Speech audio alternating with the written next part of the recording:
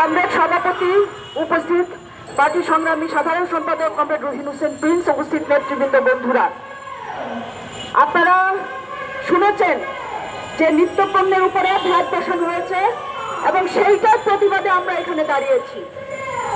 আমরা একটা প্রশ্ন সরকারকে স্পষ্টভাবে জিজ্ঞেস করতে চাই। 5ই আগস্টে হাজার হাজার মানুষ তাদের জীবন দিয়েছে, রক্ত দিয়েছে, শ্রমিক দিয়েছে রক্ত, ছাত্ররা জীবন এবং রক্ত দিয়েছে। আজকে এই অবস্থা দেখার জন্য 5ই আগস্টের পরে শ্রমিক হত্যা হয়েছে, সেইটার বিচার আমরা দেখি নাই। এবং 5ই আগস্টের যে হত্যাকাণ্ড, সেইটার বিচার প্রক্রিয়ারও স্পষ্ট কোনো বিষয়গুলো আমাদের চোখের সামনে, আমাদের জনগণের সামনে তারা উঠাতে পারে নাই। সংগ্রামী বন্ধুরা, আমরা স্পষ্টভাবে একটা জিনিস বলতে চাই, এই IMF এর প্রেসক্রিপশনে বাংলাদেশ চলতে পারে না, বিশ্ব ব্যাংকের প্রেসক্রিপশনে বাংলাদেশ চলতে পারে না। আমরা দেখেছি যে আজকে IMF এবং বিশ্ব ব্যাংকের প্রেসক্রিপশনে জনগণের পকেট থেকে টাকা কেটে নেওয়ার পায় তারা করছে। এই যে অভ্যুত্থানের মধ্য দিয়ে আপনারা সরকারে আসীন হলেন, আপনারা ভুলে গেছেন সেই সব মানুষের জীবন, আপনারা ভুলে গেছেন সেই সব মানুষের রক্তের কথা, না হলে জনগণের পকেট কাটা আপনারা শুরু করতেন না। সংগ্রামী বন্ধুরা, আমরা শুধু স্পষ্টভাবে বলতে চাই, গত 15 বছরের উপরে দীর্ঘদিন লড়াই করে বাংলাদেশের মানুষ এই স্বৈরাচারী শেখ হাসিনাকে হটিয়েছে। এই জন্য না যে আরেক সরকার এসে আমাদের সাধারণ মানুষের উপরে, শ্রমিকের উপরে, জনগণের উপরে জুলুম শুরু করবে, ট্যাক্স বসাবে, ভ্যাট বসাবে, এইগুলো মেনে নেওয়ার জন্য না। বাংলাদেশের মানুষ, আপনারা জানেন, ইতিহাস থেকে জানেন, প্রতিবার তারা প্রত্যেকটা অন্যায়ের বিরুদ্ধে রাস্তায় নেমেছে, লড়াই করেছে, গণঅভ্যুত্থান করেছে, জীবন দিয়েছে, মুক্তিযুদ্ধ করেছে। আজকে সেই বাংলাদেশের মানুষের সামনে বারবার কোনো ধোঁকাবাজি আমরা সহ্য করবো না। তাই আমরা বলতে চাই, এখনো সময় আছে। আপনারা যেসব কারণে, যেসব ঘটনা আপনারা ঘটাচ্ছেন সব বন্ধ করেন, মানুষের জীবনের যে নিরাপত্তা নিশ্চিত করেন, মানুষের পকেট কাটা বন্ধ করেন এবং বিশ্ব ব্যাংক IMF প্রেসক্রিপশনে চলা বন্ধ করেন। এই আশাবাদ আমরা ব্যক্ত করছি। এইগুলো আপনারা বন্ধ করবেন। যে কারণে আপনাদেরকে সরকারে বসানো হয়েছে, সংস্কার, যথাযথ সংস্কার করে গণতন্ত্র এবং ভোটাধিকার ফিরিয়ে দিবেন, সেই আশাবাদ ব্যক্ত করে সকলকে ধন্যবাদ জানিয়ে আমি আমার বক্তব্য এখানে শেষ করছি। সংগ্রামী সাধারণ সম্পাদক, সংগ্রামী নেতা কমরেড লুনানুর। এখানে আমাদের পার্টির সাধারণ সম্পাদক সহ কেন্দ্রীয় নেতৃবৃন্দ উপস্থিত আছেন, আমার প্রিয় কমরেড এবং আপনারা যারা শুনছেন। আজকে এখানে আমাদের দাঁড়ানোর কথা ছিল না। আজকে যে দাবি নিয়ে, যে ব্যানার নিয়ে আমরা দাঁড়িয়েছি, বাংলাদেশের মানুষ এটা প্রত্যাশা করেনি।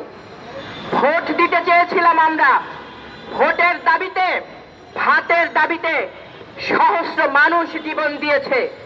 কিন্তু দেখলাম কি, ভোট দেওয়ার অধিকারের পরিবর্তে তারা নতুন করে আমাদের উপরে ভ্যাট আরোপ করেছে, বাংলাদেশের মানুষের উপরে নতুন করে কর আরোপ করেছে। আমরা ভেবেছিলাম সহস্র মানুষের জীবনের বিনিময়ে ইনুস সাহায্য চেয়ারে বসেছে, বাংলাদেশের মানুষের এত বছরের স্বপ্ন, কোটি কোটি টাকা লুট হয়ে গিয়েছে, সেই টাকা তারা উদ্ধার করে জনজীবন যে বিপর্যস্ত করে গিয়েছে স্বৈরাচারী শেখ হাসিনা, সেখানে একটু স্বস্তি নিয়ে আসবে। স্বস্তি তো দূরের কথা, নতুন করে শ্রমজীবী মানুষের মধ্যে যে আতঙ্ক তৈরি হয়েছে, ঔষধ থেকে শুরু করে গরিবের স্ন্যাক্স, বিস্কুট পর্যন্ত তারা কর আরোপ করেছে। দাম বেড়ে গিয়েছে প্রতিটি জিনিসের। শেখ হাসিনার বাজার দর চলছে। শেখ হাসিনার যারা লুটপাট করে টাকা নিয়ে গিয়েছে তারা বহাল তবিয়তে আছে, কিন্তু জনগণের মাথার উপরে আবার এসেছে কর, ভ্যাট বসেছে। আমরা তাই তীব্র প্রতিবাদ জানাতে চাই, সুস্পষ্ট করে বলতে চাই, এদেশের বামপন্থীরা ব্যবস্থা বদলের লড়াইয়ে আমরা ছিলাম, আমরা আছি। আর বাংলাদেশের জনগণকে একটি আহ্বান জানাতে চাই, আজকে এখানে এসে নতুন করে প্রমাণিত হলো, আমরা বলেছিলাম মানুষ বদলালে, দল বদলালে, মার্কা বদলালে বাংলাদেশের মানুষের অবস্থার পরিবর্তন হবে না। এই যে পুঁজিবাদী ব্যবস্থা, এই যে স্বৈরাচারী ব্যবস্থাকে কায়েম রাখে যে সিস্টেম, তাকে পরিবর্তন করতে হবে এবং সেই পরিবর্তনের জন্য আমাদেরকে লড়াই করতে হবে। কোন মানুষের বাংলাদেশ প্রতিষ্ঠা করতে হলে এই ব্যবস্থা পরিবর্তন করতে হবে।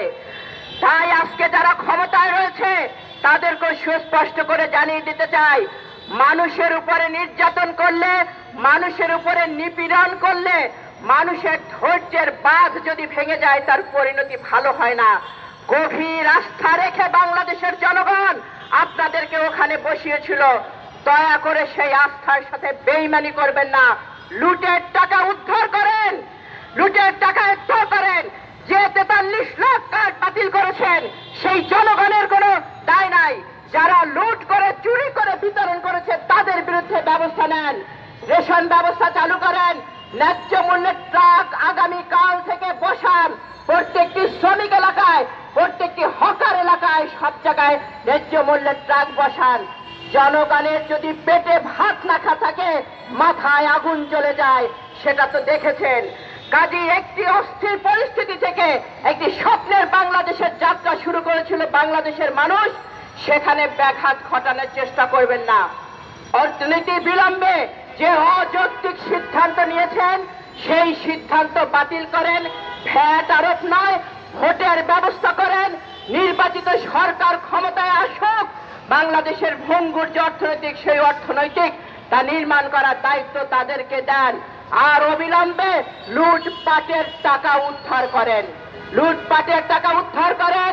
5 তারিখের পরে এই যে বেতনের দাবিতে, মজুরির দাবিতে কারখানার অনিয়ম বিশৃঙ্খলার বিরুদ্ধে আন্দোলন করতে যে শ্রমিক হত্যা করা হয়েছে, অবিলম্বে সেই শ্রমিকদের হত্যার বিচার করেন।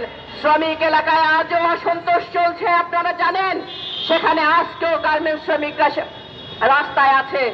আর একজন শ্রমিককেও যেন রাস্তায় না থাকতে হয়, কাজ করে যেন সে তার ভাতা পায়।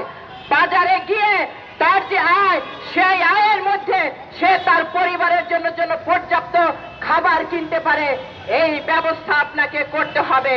এই ব্যবস্থা করতে হলে অন্যান্য যে সংস্কার সেটি করেন।